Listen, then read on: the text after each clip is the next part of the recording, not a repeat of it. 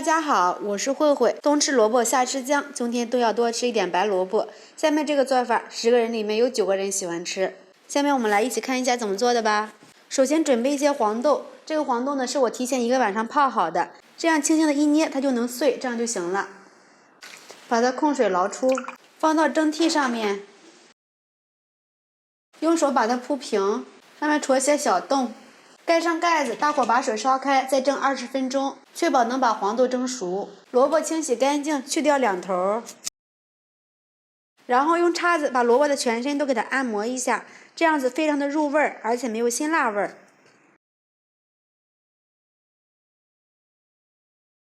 把萝卜对半切开。我们在选萝卜的时候，尽量选择白萝卜，因为它的水分比较多。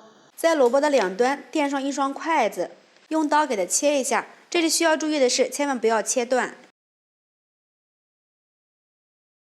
像这样子就行了。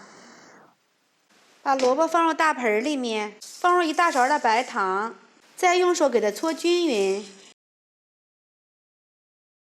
尽量的每一片里面都要给它搓到。给它放到一边休息半个小时。准备几个青椒，给它切成小段。如果能吃辣的话，也可以换成线椒。再切一些小米椒，给它切成段。准备1头大蒜，切片儿。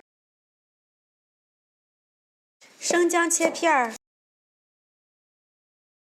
也放入盘里备用。锅中倒入适量的油，放入10克八角，几个干辣椒、花椒和桂皮，炒出香味儿。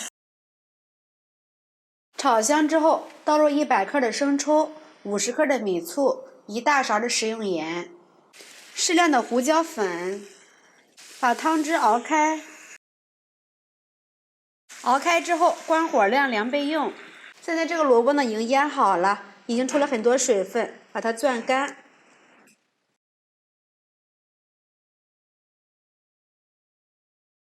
为了方便食用，我们给它3片一组，给它切一下，再横过来竖着切一刀。最后切好的状态就是这样子的。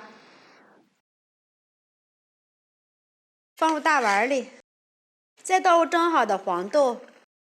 这个黄豆呢一定要煮烂，这样才好吃。再放入辣椒、蒜片、生姜，浇上晾好的料汁，戴上一次性的手套，给它抓拌均匀。翻拌均匀，腌制1个小时以上。半个小时之后呢，要给它翻动一下，这样子的话会更容易入味儿。现在就可以装盘享用啦。萝卜这样子做，不用腌很长的时间，比隔夜腌的萝卜味道还要鲜很多，特别的香。早上或者晚上来上这么一盘，配面条、配米粥都是非常的下饭又开胃。黄豆咸香，萝卜清脆，比吃菜还要香。喜欢的朋友们就赶紧试一下吧。喜欢慧慧的视频，记得点击关注、转发，拜拜。